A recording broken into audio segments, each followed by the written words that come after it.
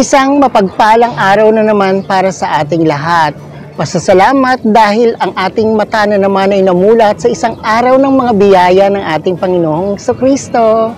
Para sa akin, ang isa sa pinakamagaang, masaya at mapagpalang paglalakbay dito sa mundong ibabaw ay ang pagmamalasakit, pagmamahal at pag-aaruga natin sa ating mga magulang, sa ating ina na siyang nagsilang sa atin sa mundong ibabaw.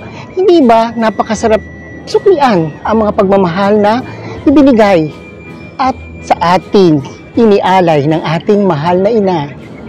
Usapang pagmamahal sa ating ina ang ating pag-uusapan ngayon dito sa aking My Journal in Motion dito sa Love Life, Me, Myself and I dito sa Alexander YouTube channel.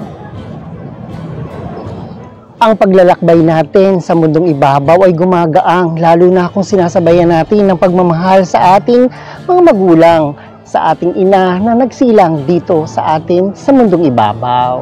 Marahil nagiging usapin ngayon sa panahon natin ngayon ang responsibilidad ba ng mga anak, ang kanilang mga magulang sa pagtanda nito para obligahin ba tayo na sila'y alagaan? Hindi na dapat yun dumadating o humahantong sa ganong mga bagay. Dahil kung susuklian natin ang kanilang mga sakripisyo o sakripisyo ng ating ina, ay hindi na natin ito magiging usapin. Kung sa pagmamahal lamang, walang makakatumbas sa inialay ng ating ina sa pagmamahal sa atin.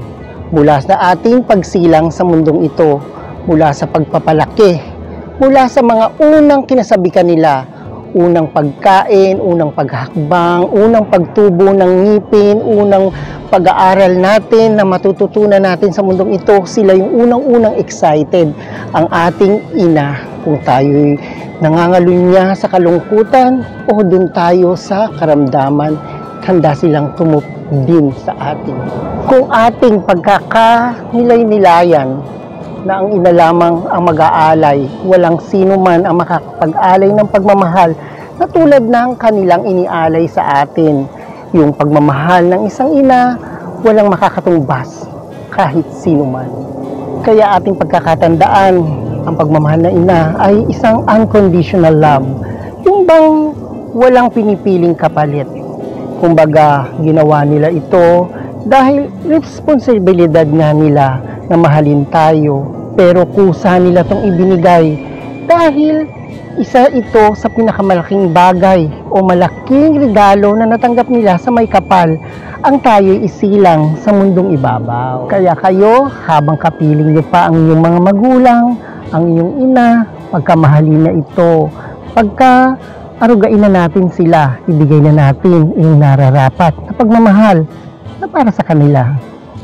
Tanggalin na natin yung issue na dapat ba nating o responsibilidad ba natin na sila'y arugain sa panahon ng kanilang pagkakatanda o yung pagsapit ng kanilang takip silim, yung dapit hapon sa buhay nila.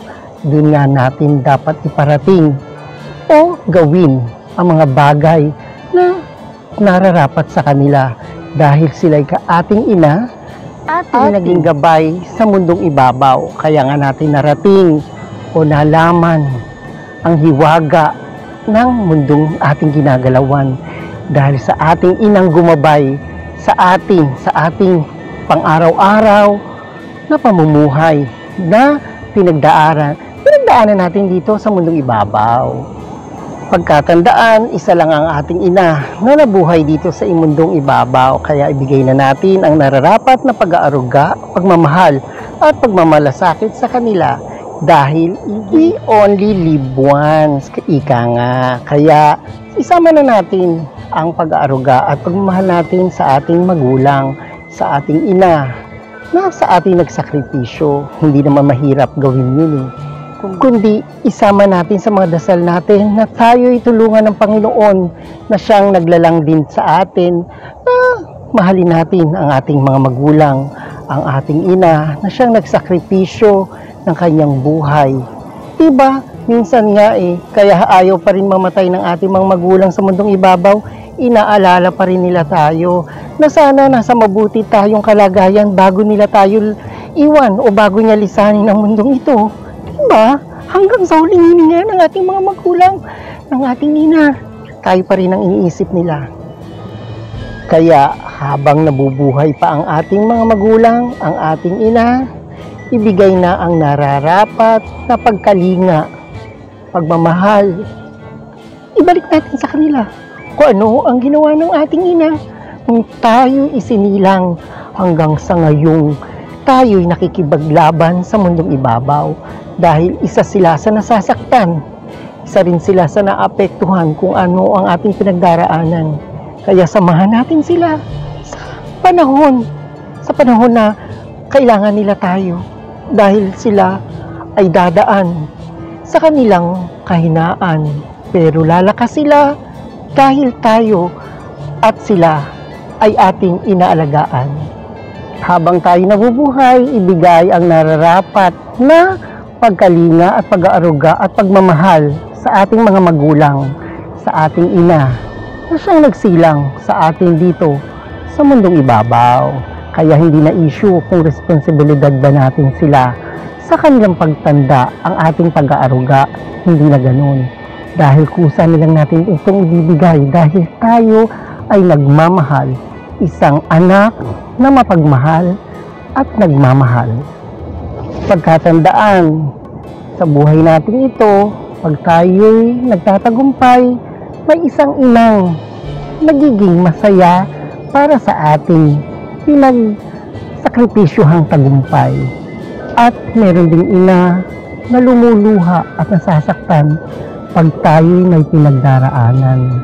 Kaya wag nating isasantabi ang nararamdaman ng ating mga ina dahil tayo ay katuwang nila dahil sa atin nararamdaman, nakikipag-ugnayan tayo sa kanilang nararamdaman. Kaya ngayon sa araw ng mga ina, ibigay natin, ipadama natin at yakapin natin sila at sabihin natin na mahal natin sila. Ina, salamat sa iyong gabay dito sa mundong ibabaw na sadyang napaka salimuot pero gumagaang dahil sa iyong pagmamahal. Ina ang naging sandigan, ina ang naging lakas, ina ang naging gabay. Kaya ibigay natin sa ating ina ang pagmamahal na nararapat sa kanila. Muli, ina, maraming salamat sa iyong gabay dito sa mundong ibabaw na ating ginagalawan.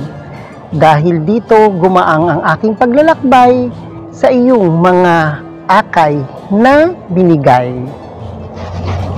O ayan, wala na naman akong yaman na sa inyo'y maiiwan, pero meron ako sa inyong kahit konting kaalaman sa inyo'y maibibigay para kahit papaano naman ang ating buhay ay gumaan-gaan-gaan. Ayan. Thank you for watching and please subscribe to my YouTube channel and please share and like. Thank you very much and God bless.